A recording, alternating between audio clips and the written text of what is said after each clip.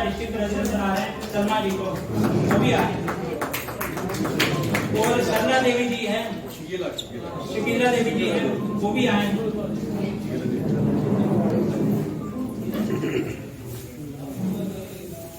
गुलाम नबी शाह साहब हैं, वो भी आए। उनको हम रामनाथ डिस्ट्रिक्ट का प्रेसिडेंट नमस्कार है। गुलाम नबी शाह साहब रामनाथ से। पाकिस्तानी कहलाए जाने वाले 5,500 साल पहले, उस समय तो पाकिस्तान आवाज दो, आवाज दो।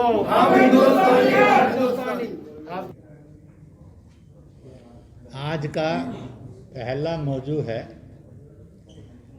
सन 47-48 में पंडित नेहरू जी की गलती के कारण, एक तरफा युद्ध विराम के कारण जम्मू कश्मीर गिलगित बाल्टिस्तान का एक बड़ा हिस्सा पाकिस्तान के इल्लीगल इमोरली अवैध कब्जे में चला गया, जिसको POJ के गिलगित बाल्टिस्तान कहते हैं। वो जम्मू कश्मीर था, जम्मू कश्मीर है और जम्मू कश्मीर वो होना चाहिए।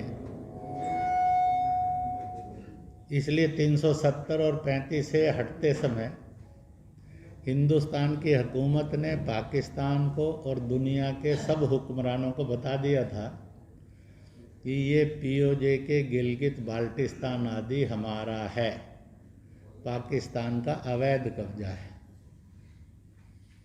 तो जो आपका है और जिस पर अवैध कब्जा है पाकिस्तान का, उसको लेना चाहिए हमने कि नहीं लेना चाहिए? आपकी आवाज़ क्या है, लेना चाहिए कि नहीं लेना चाहिए? तो जो कहते हैं कि लेना चाहिए, वो जरा दोनों हाथ खड़ा कर दीजिए। लेना चाहिए।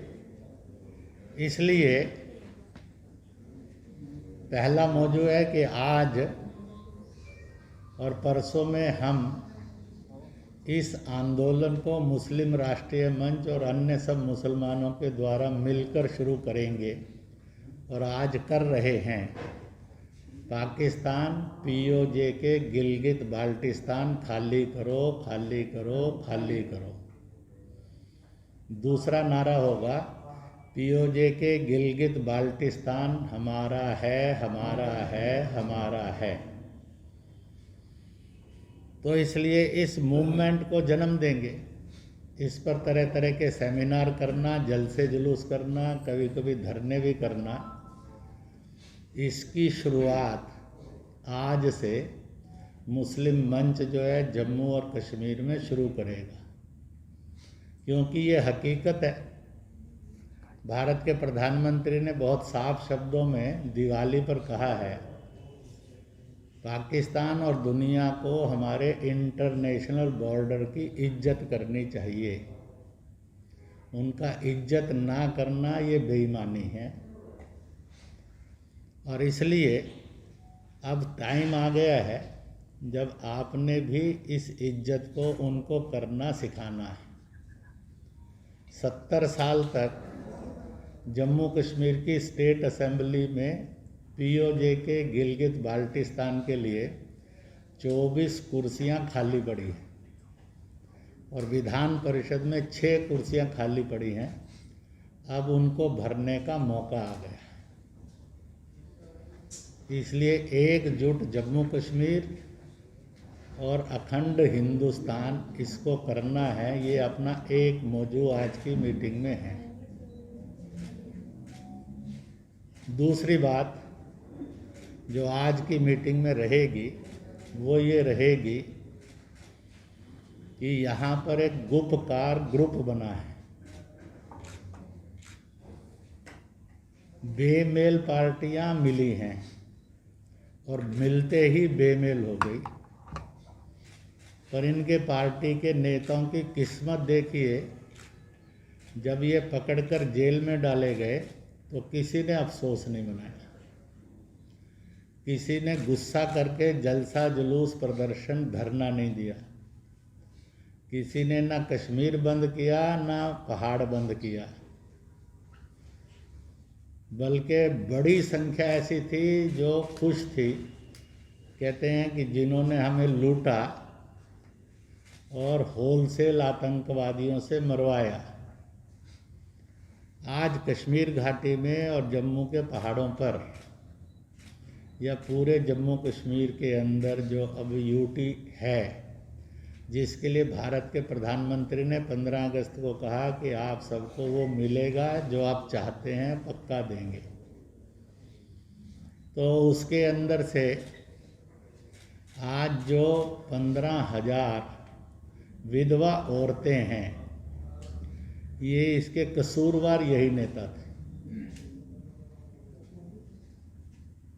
20,000 से अधिक बच्चे यतीम हो गए हैं, बदकिस्मत हो गए हैं। इसके कसूरवार भी यही नेता और पार्टियां थी। बेसहारा बुजुर्ग हो गए हैं 8,000 से अधिक, इसके भी कसूरवार यही थे। मैं उस समय जम्मू कश्मीर में रहा हूँ। आतंकवादियों ने मेरा भी अपहरण करने की कोशिश की थी, बेचारे बदकिस्मत से फेल हो गए। इसलिए मैं आपके सामने बैठा हूँ। तो इसलिए आज यतीम बच्चे, विधवा औरतें, बेसहारा बुजुर्ग सवाल लेकर खड़े हैं कि इन नेताओं के लिए हमने क्या कसूर किया था जिसकी सजा हम भुगत रहे हैं और नेता मलाई खा रहे हैं। इन सवालों का जवाब जब जम्मू कश्मीर के अवाम ने पूछा, इस कारण जब ये छोड़े एक एक करके हिंदुस्तान की हुकूमत ने, इनको लगता था कि हजारों नहीं लाखों लोग हमें माला पहनाने आएंगे।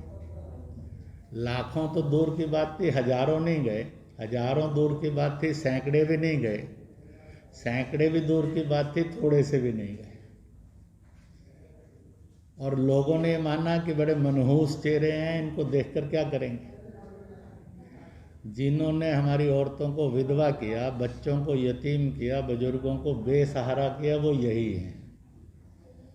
और नौजवान तो आकर बोलता था, हमें तालीम और रोजगार से भी दूर किया और भटकाया, भड़काया, लड़वाया और मारा और मरवाया, तो उसके भी कसूरवार यही है। आज हजारों जो आतंक के नाम पर जेल में हैं, वो रो रहे हैं और परिवार रो रहे हैं कि हमें इन्हीं नेताओं ने बंदूक उठवाई थी, इन्होंने भड़काया था। हमारी ज़िंदगी के 10-10, 15-15, 20-20, 25 साल जो हैं जेलों में बीत गए, जवानी कट गई। कहीं तो बेचारे इसलिए मायूस हैं, जो उन्होंने निकाह के लिए बीवी चुनी थी, वो बीवियों ने दूसरे निकाह कर लिए, वो बेचारों को बीवी भी नहीं रही।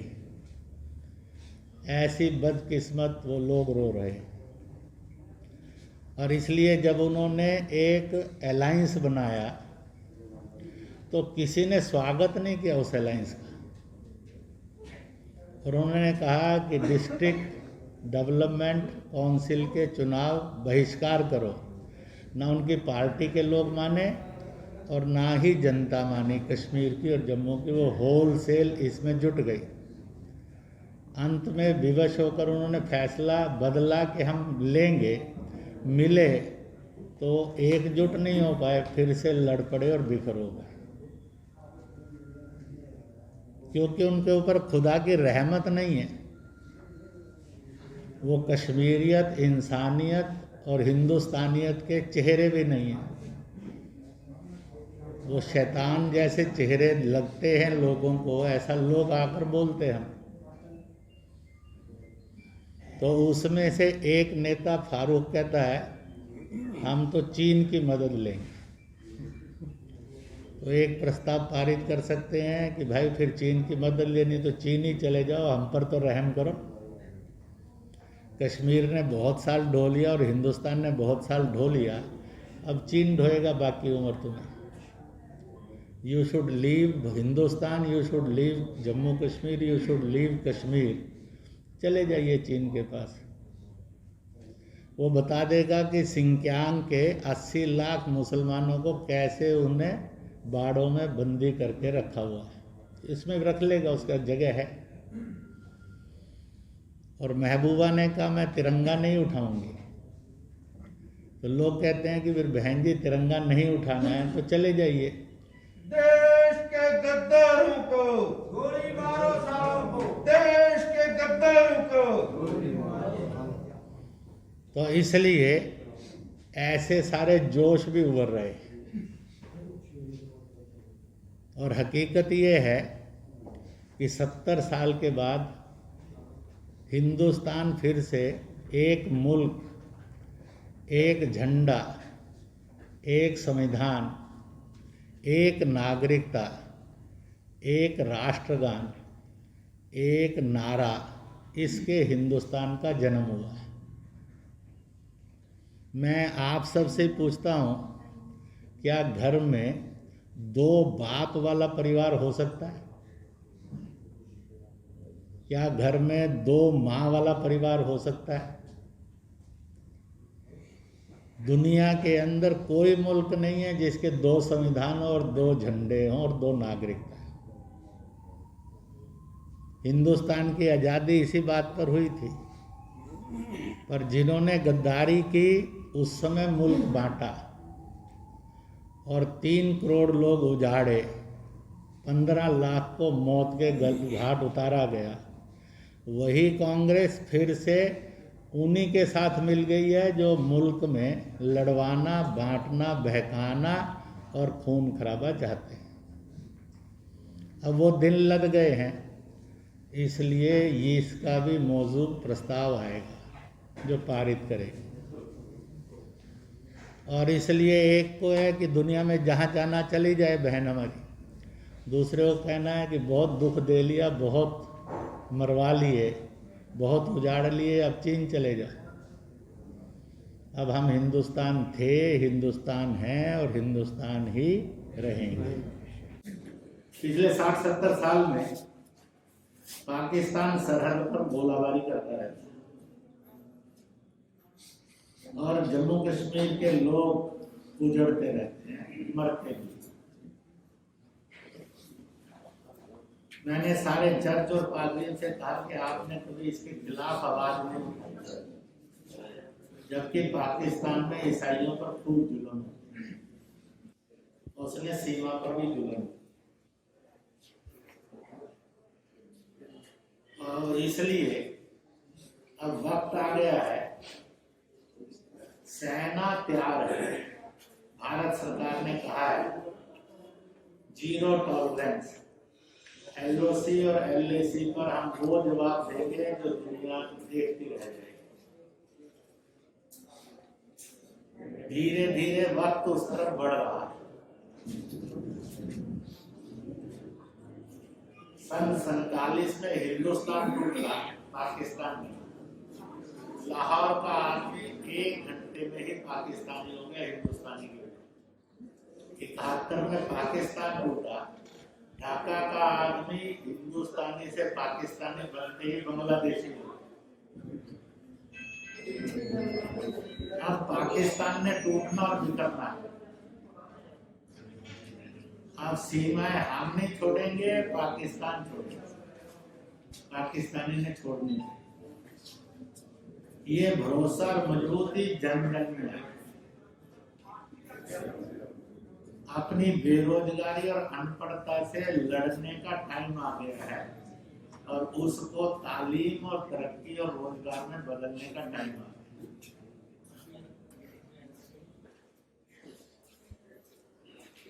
हम वो बदकिस्मत बाप थे जिनकी बेटी अगर हिंदुस्तान में दिखाई गई तो बेटी की संपत्ति को भी हड़प लेते। आप बेटी को उठाकर ना कि उसकी प्रॉपर्टी पर कब्जा करती। यह जो हिंदुस्तानी कश्मीरियत वाली रिवाज थी, डोगरियत की रिवाज थी, यह जो एक इंसानियत और इस्लाम का सच्चा स्वरूप था। बाप कभी बेटी के जायदाद पर कब्जा नहीं करता है, उसको उधार उठा। तो आपको इस पाप से और नर्क से हिंदुस्तान की हुकूमत ने 370 और 35 से हटाकर बचाया। मुझे दुनिया के सफर में मालूम है, जब मैं मलेशिया था, इंडोनेशिया गया, थाईलैंड भी गया, हांगकांग इधर गया, क्या नाम है, कंबोडिया, नेपाल भी गया, श्रीलंका भी गया। तो वहाँ लोग पूछते थे कि ऐसा कैसे होता है अपने घर की बेटी आपके मुल्क के किसी इंसान से विवाह दी जाए और घर के लोग उस बेटी की संपत्ति पर कब्जा कर लें। ऐसे राक्षसी माँ बाप कहाँ होते हैं? क्योंकि उन्होंने इस काले कानून को पढ़ा था कि कश्मीर की लड़की या किसी भी जात और मजहब की होती, अगर जम्मू कश्मीर से बाहर किसी हिंदुस्तान के मुल्क के नागरिक से विवाहेगी तो उसकी संपत्ति पर कब्जा प्राप्त कर लेता। कहते थे कि ये तो बेशर्मी की हद है, गिरी हुई इंसानियत। इंसानियत तो है ही नहीं। तो पूछते थे हमसे, कभी ऐसे काले कानून से और अपराध भरे कानून से कभी इंसानियत को मुक्ति मिलेगी कि नहीं मिलेगी? क्योंकि वो जानते थे हम इस मुक्ति के लिए सब लड़ रहे हैं। और 2019 को शुक्रिया करना चाहिए कि उसने हमें वो मुक्ति दिलवाई। और इसलिए इन सब बातों को ध्यान में रखकर एक नई उम्मीद, एक नया सवेरा, एक नई रास्ते और एक नई राह पर चलते हुए अच्छे मजबूत कदमों से हम हिंदुस्तानी, हम हिंदुस्तानी, हम हिंदुस्तानी इस रूप में बढ़ना। मैं यहाँ आने से पहले एक जगह गया था, एक भारत माता आश्रम बन रहा है, वो यहाँ से सियालकोट के रास्ते पर है और लाहौर वाले रास्ते पर है। मैंने कहा ठीक ही बना रहे हो। मैंने 1986 में जब पहला मुसलमानों से डायलॉग किया था राजौरी में, तो मैंने कहा था मालिक 40-45 साल और जिंदगी दे देना, मुझे पूरा भरोसा है 47 से पहले दुनिया के नक्शे पर पाकिस्तान नहीं था। कुछ वर्षों बाद पाकिस्तान ने स्वयं तय कर लिया, वो फिर दुनिया के नक्शे पर नहीं रहे। तो मैंने कहा कि तुमने जहाँ भवन बनाया है ये सीधा रास्ता सियालकोट और लाहौर ही ले जाएगा। तो हो सकता है कल को आश्रम वहीं बनाने के लिए मौका मिल जाए। इसलिए आपकी सरहदें आपको भी बदलनी है, सरकार को भी बदलनी है, नियति ने भी बदलनी है और मालिक ने भी बदलनी है। इसलिए पाकिस्तान के अंदर ये सरहदें खत्म होने के लिए आज सिंधु देश का आंदोलन है, बलूच पख्तून आंदोलन है, बिलोचे के आंदोलन है, पाकिस्तानी आंदोलन है और एक नया आंदोलन चला था, फिर भड़क गया। और वो सीएए के कारण भड़का। जब पाकिस्तान ने एक स्टेटमेंट दिया, हे हिंदुस्तान के मुसलमानों याद रखो, जो 47 में पाकिस्तान बनने पर जम्मू कश्मीर और हिंदुस्तान छोड़कर मुसलमान आए थे, वो आज संख्या में 1,40,00,000 हैं। हमने तो उनको भी आज तक नागरिकता नहीं दी है। वो आज भी मुहाजिर यानी शरणार्थी बनकर जी रहे हैं। अगर आप में से कोई ये उम्मीद करता है कि पाकिस्तान आप भाग कर आ जाओगे और हम गले लगाकर नागरिकता दे देंगे, तो गलत फहमी में नहीं रहो। हमने तो पाकिस्तान बनाने वाले 1,40,00,000 को भी आज तक नागरिकता नहीं दी। पाकिस्तान में आपकी कदर ये है और आपकी दुर्दशा भी ये, और इसलिए उन्होंने MQM बनाकर मुहाजिरिस्तान एक नए पाकिस्तान के बंटवारे की डिमांड उठा ली है। उन्होंने कहा हमारे बुजुर्गों ने हिंदुस्तान बंटवाया था और हम वो बदकिस्मत औलादे हैं जो वतन की मोहब्बत से गद्दार हुए। अब हम उस गद्दारी को मिटाकर पाकिस्तान को ही बांटने का काम करेंगे। और इसलिए उन्होंने महाजिर लैंड इसका नारा बुलंद किया। इसलिए पाकिस्तान का झंडा उठाने वाले, पाकिस्तान पर उम्मीद रखने वालों के लिए पाकिस्तान ने मुंह तोड़ खुला जवाब दे दिया। आपने कहा आई लव पाकिस्तान, अगर आप पाकिस्तान को प्यार करते हैं तो पाकिस्तान का कहना है मैं फालतू की दुल्हन नहीं है, कोई भी आकर प्यार कर ले और निकाह कर ले। तो इसलिए इसको समझना और इसको नीचे तक समझाना और बहकाने, भड़काने, लड़वाने वाले और बर्बादी पर डालने वालों से सावधान कराना, इसका भी एक मुहिम आप सबकी तरफ से चलेगा। सिर्फ एक सूचना देता हूं, प्राइम मिनिस्टर केयर फंड में मुस्लिम राष्ट्रीय मंच एकमात्र ऐसी ऑर्गेनाइजेशन बनी जिसने 10,51,786 रुपया जमा किया। मुसलमानों ने इकट्ठा किया और हिंदुस्तानियत का परिचय देकर ये जमा किया।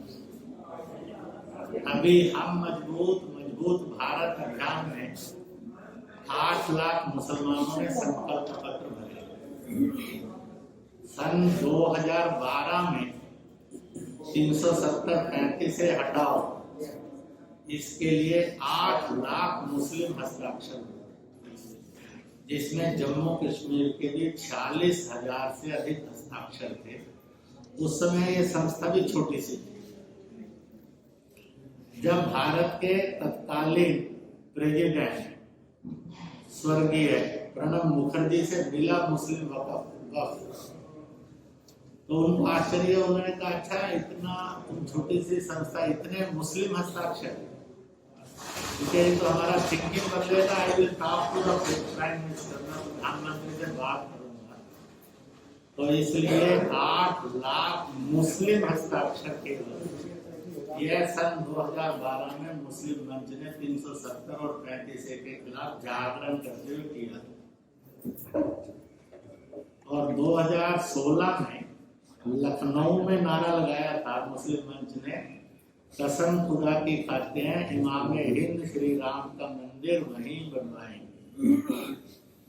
ये इतना बड़ा व्यापक जन जागरण था। इसलिए जब 370-35 से थी तो देश में शांति बनी रही।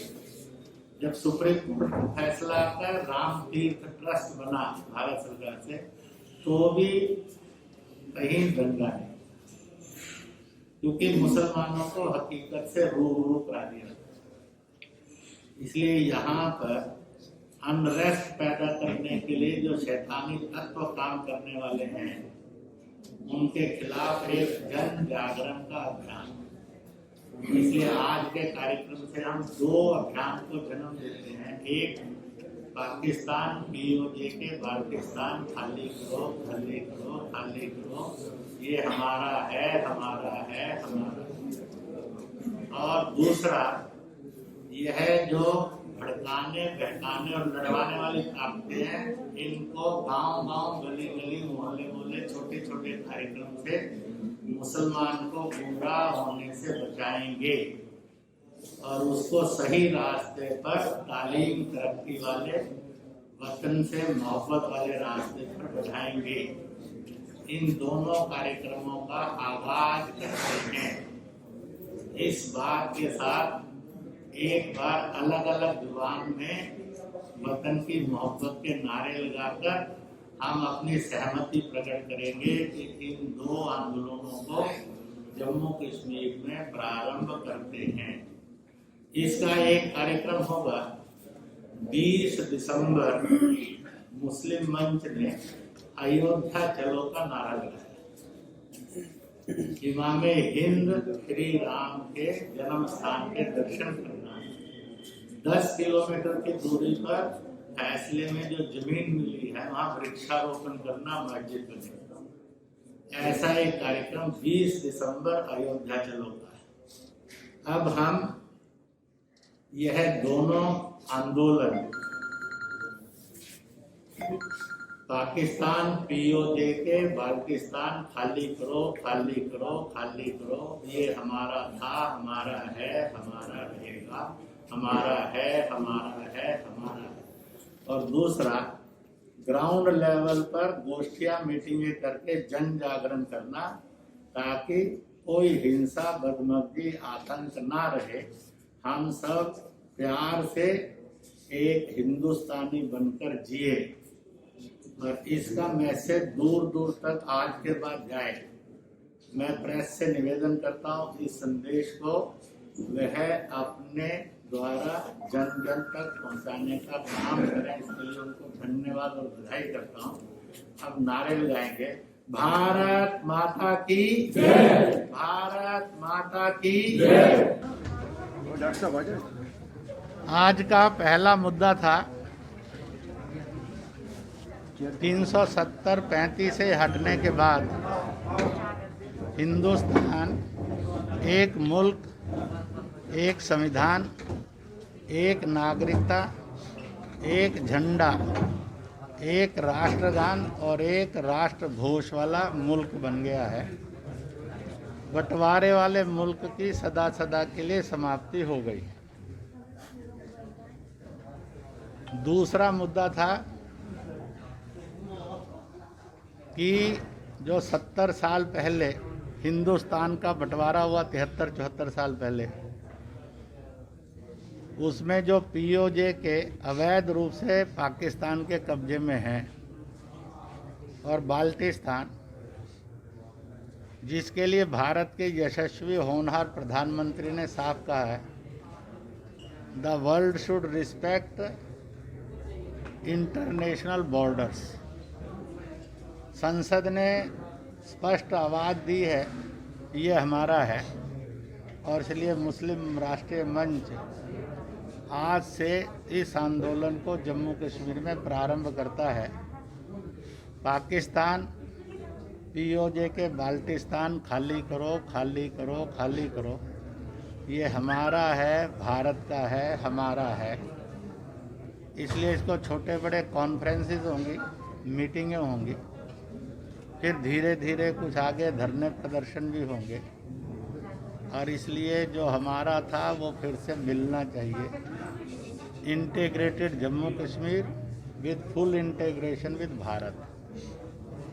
इसी के साथ साथ 370-35 के विरुद्ध जो भड़काया जा रहा है, उन मुद्दों पर ग्राउंड लेवल पर जानकारियां देकर आने वाली बर्बादी को जन्मने से पूर्व रोकना और ठीक सब समझ सकें और भड़काने, लड़वाने, बहकाने वाले असफल हों, हारे, मिलाने वाले, एकजुट करने वाले, ईमान वाले जीते, इसके लिए अभियान शुरू होगा। इसी के साथ साथ गुपकार ग्रुप में महबूबा ने कहा है कि मैं तिरंगा नहीं उठाऊंगी। उसने ये भी कहा है और हम 370 फिर लाएंगे, ये उसका दिवा सपन है। पार्टी में बगावत हो गई है, लोगों ने मानने से इनकार कर दिया। फारूक अब्दुल्ला ने कहा हम चीन की मदद लेंगे, इसलिए दोनों के लिए आज कहा गया है अब फारूक अब्दुल्ला को बाकी ज़िंदगी चीन में बितानी चाहिए। महबूबा कश्मीर, हिंदुस्तान छोड़कर दुनिया में जहाँ भी रहना चाहती है रहे। तिरंगे का और भारत का और संविधान का सम्मान करना ये उनकी फितरत बननी चाहिए। कांग्रेस ने उनसे हाथ मिलाकर बता दिया है कि 47 में भारत बंटवाया था, हम भारत को बांटने और तोड़ने वालों के साथ हैं, ये बदकिस्मती है। और इस प्रकार से अब स्थिति सामने है और वो ये है कि जब ये लोग जेल में गए कोई दुखी नहीं हुआ, कोई रोष पैदा नहीं हुआ। जब एक एक करके छूटे तो इनका स्वागत करने लाखों तो दूर की बात थी, हजारों सैकड़ों में भी लोग नहीं गए, शायद गया ही कोई नहीं। इन्होंने कहा डिस्ट्रिक्ट डेवलपमेंट काउंसिल के चुनाव का बहिष्कार लोगों ने माना नहीं, इनके वर्कर भी चल पड़े चुनाव की तरफ। इन्होंने कहा चुनाव में भागीदारी करेंगे तो समझौता फेल हो गया। अब ये डूबते हुए सूरज के समान लोग हैं जो कभी चमके किसी ग्रह के रूप में अब डूब रहे हैं। इनको भगवान सद्बुद्धि दे, ये प्रार्थना करता हूँ।